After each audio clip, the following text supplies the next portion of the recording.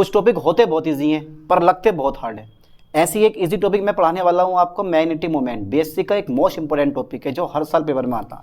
अब आपने magnetic moment पहले भी पढ़ रखा होगा और मैं भी पढ़ाऊंगा, और देखना मैं किस तरह से आपका बेसिक कंसेप्ट इसका क्लियर करवाता हूँ। बस फोकस बनाए रखना बोर्ड पे। तो डालता हूँ मैं heading magnetic moment. Magnetic moment कितना इजी टॉपिक है, मैग्नेटिक मोमेंट। यार ऐसे ऐसे टॉपिक तो पेपर में आते हैं, इंपॉर्टेंट टॉपिक होते हैं। इसको हिंदी में बोलते हैं चुंबकीय गुण। क्या बोलते हैं इसको हिंदी में? चुंबकीय गुण। ज़्यादा समय लेंगे नहीं, थोड़े से समय में इस टॉपिक को क्लियर करवा के निकलते हैं आगे, ठीक है। अब देखो ज़रा ध्यान से। तो ये मैंने बनाया नाभिक, ठीक है, बनाया नाभिक। अब इस नाभिक के चारों ओर इलेक्ट्रॉन चक्कर लगाता है शक्तिमान बन के। देखिए शक्तिमान की स्पीड, उससे भी ज़्यादा यहाँ इलेक्ट्रॉन की स्पीड होती है।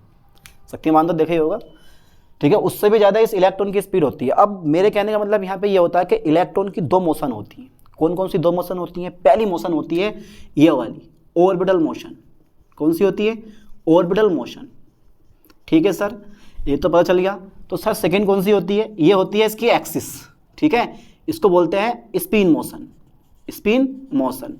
देखो ज़रा, जब इलेक्ट्रॉन नाभिक के चारों ओर घूमता है, जब इलेक्ट्रॉन नाभिक के चारों ओर घूमता है तो उसे ऑर्बिटल मोशन कहते हैं, ऑर्बिटल मोशन कहते हैं। और जब इलेक्ट्रॉन अपनी एक्सिस पे घूमता है तो उसे स्पिन मोशन कहते हैं। तो हो गई दो गतियाँ। तो इलेक्ट्रॉन की दो गतियाँ होती हैं, पहली होती है स्पिन मोशन, दूसरी होती है ऑर्बिटल मोशन।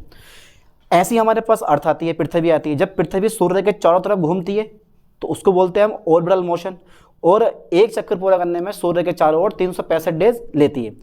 अगर वही अर्थ अपनी एक्सिस पे घूमती है, यानी कि जो अर्थ होती है जब अपनी एक्सिस पे घूमती है तो 24 घंटे में एक चक्कर पूरा कर लेती है, जिसको बोलते हो आप स्पिन मोशन। और स्पिन जो होता है वो एंटी क्लॉकवाइज और क्लॉकवाइज दोनों हो सकते हैं, ठीक है। तो ये आपने पहले पढ़ रखा होगा इस बारे में। तो पदार्थ में इलेक्ट्रॉन की दो गतियां होती हैं, और कौन कौन सी गति होती है? पहली गति होती है ऑर्बिटल मोशन, दूसरी होती है स्पिन मोशन। ध्यान देना आपको। तो मैं ये लाइन लिखने वाला हूँ। क्या लाइन लिखने वाला हूँ यहाँ पे मैं? तो किसी पदार्थ में, काय में, किसी पदार्थ में, ठीक है, किसी पदार्थ में इलेक्ट्रॉन की, किसकी? इलेक्ट्रॉन की दो मोशन होती हैं। कितनी मोशन होती हैं? दो मोशन होती हैं। और कौन कौन सी होती हैं? दो मोशन होती हैं। और कौन कौन सी होती हैं वो भी हम चेक कर लेते हैं। पहली आती है स्पिन मोशन, ठीक है भाई सर, स्पिन मोशन, ठीक है। और दूसरी कौन सी आती है? दूसरी आती है ऑर्बिटल मोशन, ऑर्बिटल मोशन। वाह, कितना इजी टॉपिक है, ठीक है। किसी पदार्थ में इलेक्ट्रॉन की दो मोशन होती हैं। पहली मोशन कौन सी होती है? स्पिन मोशन होती है। दूसरी कौन सी होती है? ऑर्बिटल मोशन होती है, ठीक है। अब देखो, जब दो मोशन है तो दो प्रकार का मैग्नेटिक मोमेंट होगा, दो प्रकार का मैग्नेटिक मोमेंट होगा।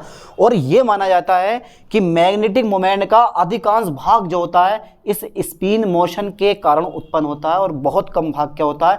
ऑर्बिटल मोशन के कारण उत्पन्न होता है। ध्यान देना इस लाइन पे जरा।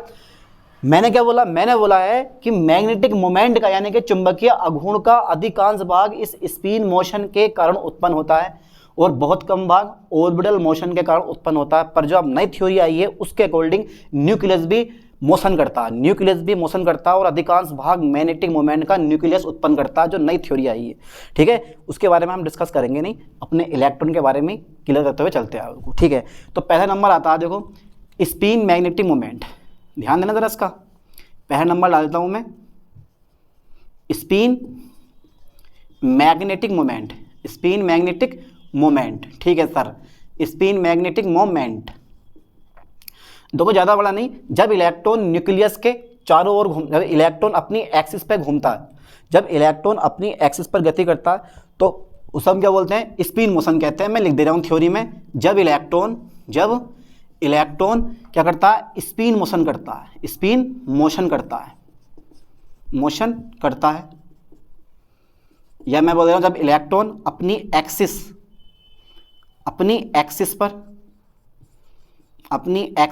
पर मोशन करता है तो उसे स्पिन मोशन कहते हैं, ठीक है, स्पिन मोशन कहते हैं। इस मोशन के कारण ठीक है, स्पिन मैग्नेटिक मोमेंट उत्पन्न होता है। स्पिन मैग्नेटिक मोमेंट, ठीक है, उत्पन्न होता है। ठीक है भाई, उत्पन्न होता है। अतः म्यू एस, ठीक है, spin magnetic moment are mu S are equal to, ध्यान देना जरा लाइन पे, मैं क्या लेवाने वाला हूँ 4s और s+1, 4s s+1, ये आता है बोर मैग्नेट टोन में। काय में आता है? बोहर मैग्नेट टोन में, यानी कि बोर मैग्नेट टोन में, यानी कि मैग्नेटिक मोमेंट को, किसको? इस मैग्नेटिक मोमेंट को बोर मैग्नेट टोन में व्यक्त किया जाता है। कितना इजी टॉपिक है नहीं है? अब देखो, जहाँ अगर मैं लिखूँ वेयर, जहाँ ये जो एस है वो होता है तुम्हारे पास resultant spin angular momentum quantum number, या मैंने बोल दूंगा इसको मैं sum of spin angular momentum quantum number. ठीक है, और इस जो s की वैल्यू होती है बेटे वो होती है n/2। कितनी होती है? n/2 होती है इसकी वैल्यू। ठीक है सर, n/2 होती है, पर ये दिखाना क्या चाहते हो आप? n का मान रख के, यानी कि s बराबर n/2। कहाँ रख दूँ मैं? इस s की जगह रख दूँ? ठीक है सर, अलग रख के दिखाओ, समझ में नहीं आ रहा। चलो फिर देखो, फिर अलग रख के दिखाते हैं इसको। तो म्यू एस बराबर, जब मैं अलग से रखता हूँ इस चीज़ को, तो जहाँ s है वहाँ मैं क्या रखने वाला हूँ? वहाँ रखने वाला हूँ मैं n/2 मल्टीपल n/2, और जहाँ s है वहाँ भी n/2 रख के एक करके जब मैं इसको हल करूँगा तो मेरे पास आगा n/2 और n+2 एक लगा के, भिन्न तो आती है आपसे 2। अब देखो 2 से 2 काट दो, 2 से ये कट जाएगा मेरे पास, 2 दूनी 4, 4 से 4 कट के बराबर हो जाएगा। तो मेरे पास फॉर्मूला डेराइव हो जाएगा ये वाला, mu S are equal to √n+2। ये है बोर मैग्नेटोन में। अब सर ये बताओ ज़रा, ये n क्या है? हमें तो n बताया ही नहीं गया कि n क्या है यहाँ पर। तो यार n क्या होता है? यहाँ भी लिख दो n, जहाँ n जो है हमारे पास, या मैं लिख दे रहा हूँ वेयर, जो n है वह है number of unpaired electron, number of unpaired electron. ठीक है, यानी कि अयुग्मित इलेक्ट्रॉनों की संख्या, नंबर ऑफ अनपेयर इलेक्ट्रॉन। ध्यान देना क्या है? Number of unpaired electron. ठीक है सर, तो देखो फिर आगे और भी, इसके बाद मैं कर देता हूं इसको इरेज। ठीक है, अब क्या आ गया? चलो ठीक है, ये मेरे पास हो गया। ये कौन सा आ गया मेरे पास? ये आ गया स्पिन मैग्नेटिक मोमेंट। निकल गया फॉर्मूला, या तो ये वाला लगाओ या ये लगाओ, दोनों फॉर्मूले सेम होते हैं। बोर मैग्नेटोन क्या होता है? बीएम की फुल फॉर्म बोर मैग्नेटोन। और ये मैग्नेटिक मोमेंट का क्या होता है? मात्रक होता है, यानी कि मैग्नेटिक मोमेंट को बोर मैग्नेटोन में व्यक्त किया जाता है। अब इसके बाद में एक और मोशन रह गई हमारी, कौन सी? Orbital motion. अब सिंपल सी बात है, orbital motion, orbital magnetic moment generate करती है। डाल देता हूँ पहले मैं हेडिंग। ठीक है, ऑर्बिटल मोशन, यानी कि सेकंड नंबर मेरे पास आ गया ऑर्बिटल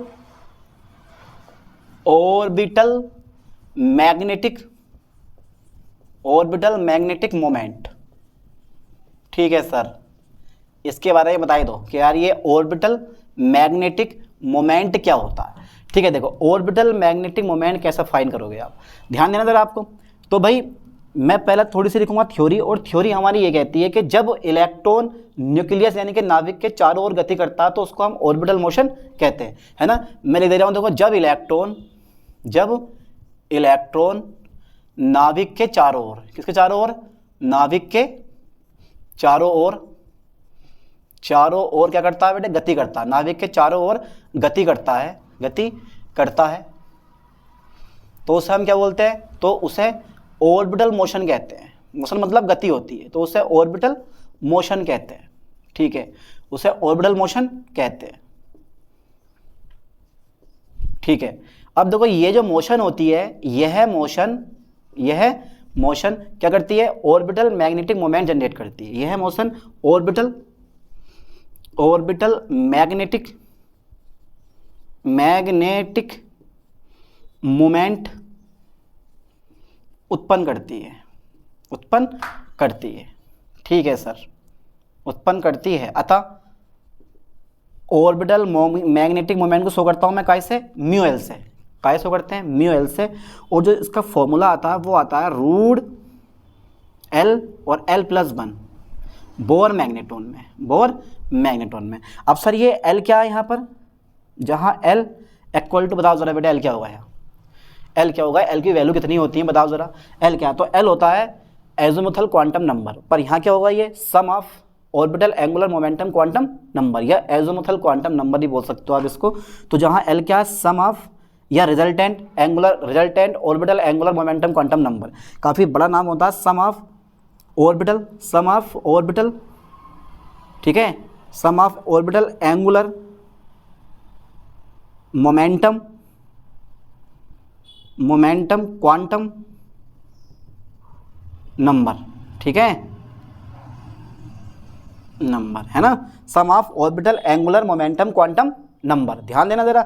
और एक चीज़ बता रहा हूँ, इस एल की जो वैल्यू होती है ना, अगर मैंने माना मेरे पास एस ऑर्बिटल है, मेरे पास पी ऑर्बिटल है, मेरे पास डी ऑर्बिटल है, मेरे पास एफ ऑर्बिटल है, तो एल की जो वैल्यू आती है इसके लिए 0 आती है, पी के लिए 1 आती है, डी के लिए 2 आती है और एफ के लिए 3 आती है। इस लाइन पे ध्यान देना है आपको, ठीक है। तो दोनों के दोनों मिल गए मुझे, स्पिन मैग्नेटिक मोमेंट नहीं मिल गया मुझे, ठीक है, और ऑर्बिटल मैग्नेटिक मोमेंट नहीं मिल गया मुझे, और उनके फॉर्मूला ये फाइंड कर लिए। अब निकाल लेंगे यहाँ से हम total magnetic moment of electron, ठीक है, यानी कि किसी भी इलेक्ट्रॉन का टोटल मैग्नेटिक मोमेंट कैसे निकालोगे आप, तो इन दोनों को हम ऐड कर देंगे, या तो इसको यानी कि इसको और इसको आप क्या कर दोगे, जोड़ दोगे, तो जोड़ने पर किसी भी इलेक्ट्रॉन का टोटल मैग्नेटिक मोमेंट फाइंड हो जाता है। यहाँ तक का स्क्रीनशॉट ले, इसके बाद देखते हैं।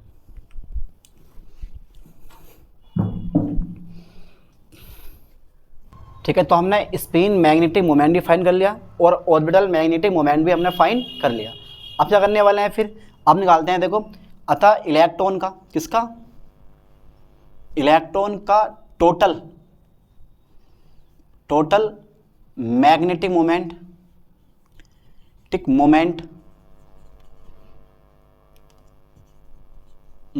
दोनों को जोड़कर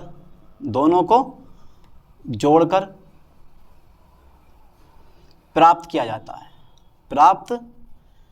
जाता है, ठीक है। चलो साहब, जोड़ो, दोनों को जोड़ दें, तो mu R equal to mu S plus mu L, ठीक है। म्यू एस क्या है,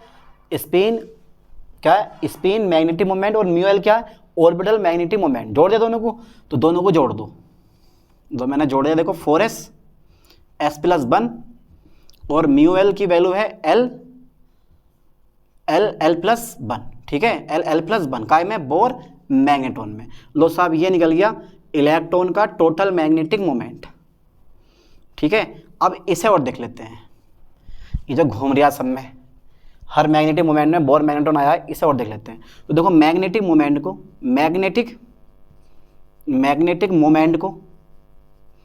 ठीक है, मैग्नेटिक मोमेंट को बोर मैग्नेट्रॉन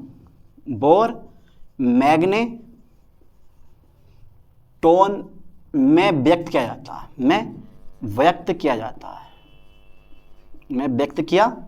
है, काय में, बोर मैग्नेट्रॉन में व्यक्त किया जाता है, यानी कि मैग्नेटिक मोमेंट को बोर मैग्नेट्रॉन में व्यक्त किया जाता है। बोर मैग्नेट्रॉन मतलब बीएम की फुल फॉर्म होती है। अब देखो, जो एक बोर मैग्नेट्रॉन होता है बेटे, वो होता है EH/4πmc, ठीक है। तो एक बोर मैग्नेट्रॉन जो होता है वो EH/4πmc के बराबर होता है। तो अब E क्या है, H क्या है, M क्या है और C क्या है, ठीक है। तो मैं लिख रहा हूं, देखो, जहां वेयर E क्या है, ये है हमारे पास चार्ज ऑफ इलेक्ट्रॉन, E क्या है, चार्ज ऑफ इलेक्ट्रॉन, ठीक है। H क्या है, इसकी वैल्यू कितनी होती है, चार्ज 1.6 मल्टीपल 10⁻⁻19 कूलम, ठीक है। H क्या है, प्लांक कांस्टेंट, ठीक है। इसकी वैल्यू कितनी है, 6.64 10⁻34 जूल सेकेंड, ठीक है। अच्छा बेटा, यहाँ पे M क्या है, मास ऑफ इलेक्ट्रॉन, इसकी वैल्यू होती है 9.1 10⁻31 किलोग्राम, ठीक है। और ये C क्या है, स्पीड ऑफ लाइट, प्रकाश की चाल, इसकी वैल्यू होती है 3 मल्टीपल 10⁸ मीटर प्रति सेकेंड। अब सारे के सारे मान रख दो, E की जगह E का मान लगाओ, H की जगह H का मान लगाओ, M की जगह M का मान लगाओ, C की जगह C का मान लगाओ, और पाई क्या है, कांस्टेंट होता है, इसकी वैल्यू होती है 3.14। सारे के सारे मान पुट करो और यहाँ से एक बोर मैग्नेट्रॉन की वैल्यू जब फाइंड करोगे आप करके देखना, तो ये आ गई तुम्हारे पास 9.27 मल्टीपल 10⁻⁻24 एम्पियर मीटर स्क्वायर, क्योंकि एम्पियर मीटर स्क्वायर भी क्या होता है, मैग्नेटिक मोमेंट का मात्रक होता है, या मैग्नेटिक मोमेंट को एम्पियर मीटर स्क्वायर में व्यक्त किया जाता है। क्योंकि आता आपने फॉर्मूला पढ़ रखा होगा M = IA, M = IA, तो धारा का मात्रक एम्पियर, एक एरिया होता है तो उसका मात्रक होता है मीटर स्क्वायर, है ना। तो ये वैल्यू हमारी फाइंड हो जाती है। 1 Bohr magnetron 9.27 multiple 10⁻⁻24 ampere metre square. तो आई होप ये टॉपिक आपको समझ में आया होगा। अब मिलते हैं ऐसे नई टॉपिक के साथ नई वीडियो में। थैंक्स।